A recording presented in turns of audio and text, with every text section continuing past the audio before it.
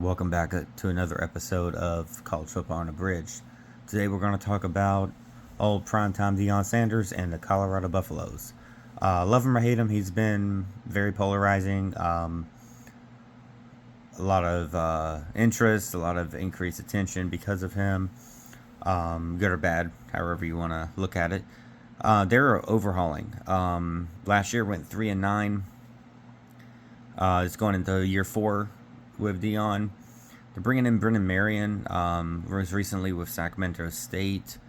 He was at UNLV when they had their with Barry Odom, and he's been really innovative, very good offensive coordinator, and good head coach too at Sacramento State last year. Um, I think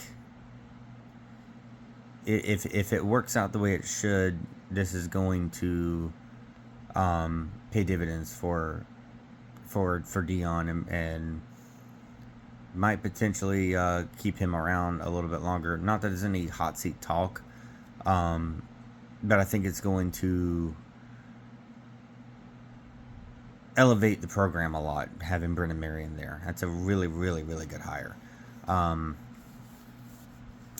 they are going to be going with quarterback with Julian Lewis. Um, he's kind of their guy, their top prospect.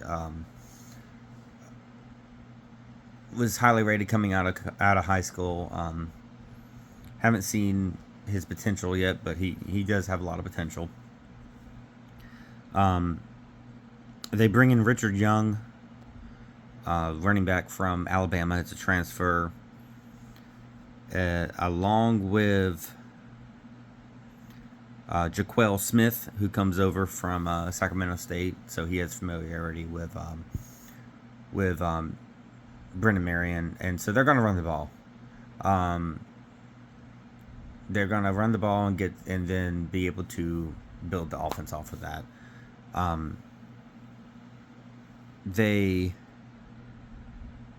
bring in DeAndre Moore from Texas, and Danny Scudero, who was he led the nation last year at San Jose State with little less than 1,300 yards of receiving. So they're bringing in a lot of pieces. Honestly, it's kind of definitely kind of getting into a team to watch just based off the Brennan Marion, honestly.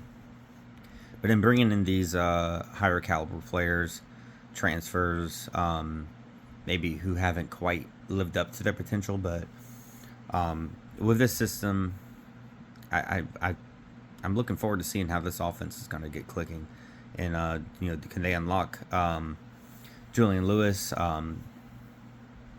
If not, they're going to run the ball. So defensively, they bring in Chris Marv to run the defense. They bring in Boo Carter, nickelback from Tennessee. Oh, he's going to play nickelback here. They have they bringing in some guys to help out there. They got Santana Hopper, defensive tackle, Dylan Manuel, nose tackle, Kylan Salter at defensive end. They bring in they're bringing in some guys to help out. Crew Thomas at corner, coming over from Notre Dame. I would take any Notre Dame corner. They've been really, really solid in secondary at Notre Dame. So he's been there. I would hope that he brings some of that with him. And they bring Liana Lufu from Texas. So they're bringing in guys who have experience at some bigger programs, some SEC programs. Seeing how the defense kind of goes together this year. One of the biggest things for Colorado, haven't really touched on, is offensive line. they have not had a good offensive line. So maybe that kind of gets going.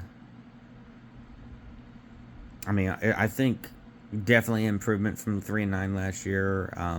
Let's look at the schedule. They start the year at Georgia Tech. They got Weber State.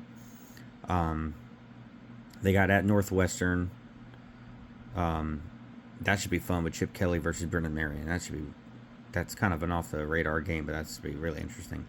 They got at Baylor, Texas Tech, Utah, Oklahoma State, Kansas State, Arizona State, Houston, Cincinnati, UCF. Pretty manageable. They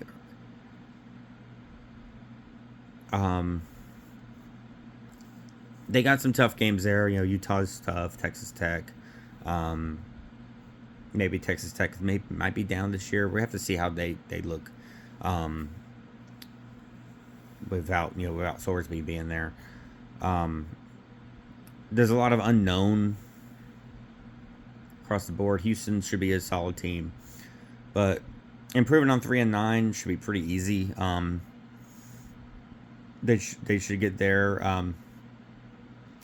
Looking at a 7-win season, potentially more, depending on how everything works out. But I would give them a good 7-win season. I think that'd be great. I think you would sign up for that, coming off of last year, and just kind of keep plugging in. Hopefully they keep Marion there for another couple seasons. He might be kind of a hot commodity for other teams, but definitely looking forward to it. Little preview through in the next once I get done with the previews, we're doing teams to watch. It's Colorado Buffalo team. I wasn't expecting it, but they might end up on that list. We'll have to find out. If you haven't already, please subscribe and like. Let's get this channel going a little bit for more content like this.